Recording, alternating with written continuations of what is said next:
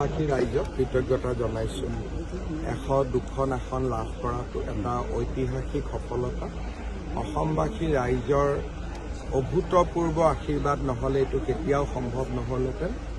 আমি নিশ্চিতভাৱে অসমবাসী ৰাইজৰ ওচৰত ঋণী হৈ ৰৈ থাকিম। স্যাৰ গুৱাহাটী কিন্তু বৃহত্তৰ গুৱাহাটীত আছিল যে গোটেইকেইটা সমষ্টিতে আপোনালোকৰ গুৱাহাটীৰ ৰাইজ সদায় বিজেপিৰ লগত আছে আৰু হিয়া উজাৰি আমাক সমৰ্থন দিছে। আমি গুৱাহাটীৰ বাবে কাম কৰি আছোঁ, কৰি থাকিম। এই বৃহৎ জয়ৰ পিছতে সৰ্বানন্দ সোণোৱালৰ ঘৰত আহি উপস্থিত হৈছে। সৰ্বানন্দ সোণোৱাল আপোনালোকে জানে যে আমাৰ প্ৰাক্তন মুখ্যমন্ত্ৰী, কেন্দ্ৰীয় মন্ত্ৰী, পাৰ্লিয়ামেণ্টাৰী বৰ্ডৰ মেম্বাৰ।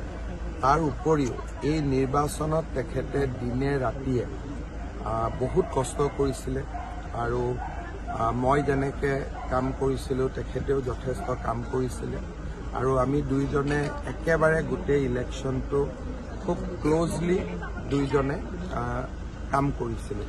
গতিকে আজি তেওঁ অহাকালি দিল্লীলৈ যাব, গতিকে মই অলপ সময় তেখেতৰ লগত বহিলৈ কথা বতৰা পাতিম। স্যাৰ তিনি গগৈৰ প্ৰসংগ, দুই গগৈ ইতিমধ্যে স্যাৰ বিফল হৈছে। ইতিমধ্যে মই আমাৰ বাজপেয়ী ভৱনত এই গোটেই প্ৰশ্নবিলাকৰ উত্তৰ দি আহিছোঁ। আপোনালোকৰ চেনেলৰো সাংবাদিক উপস্থিত।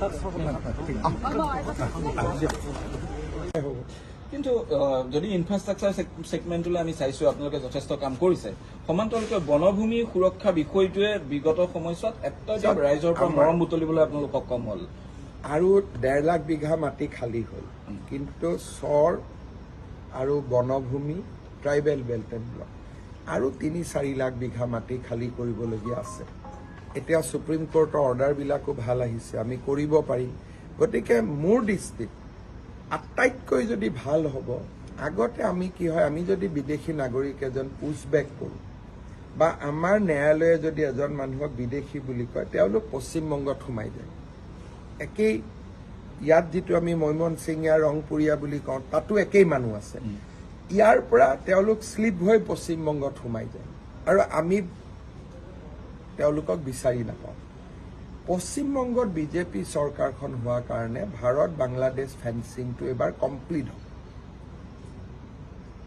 আৰু আমাৰ দুইখন চৰকাৰৰ সহযোগিতাত বিদেশী নাগৰিকৰ অন্ততঃ নতুন প্ৰব্ৰজনৰ বিৰুদ্ধে আমি সাংঘাতিকভাৱে যুঁজিব পাৰিম।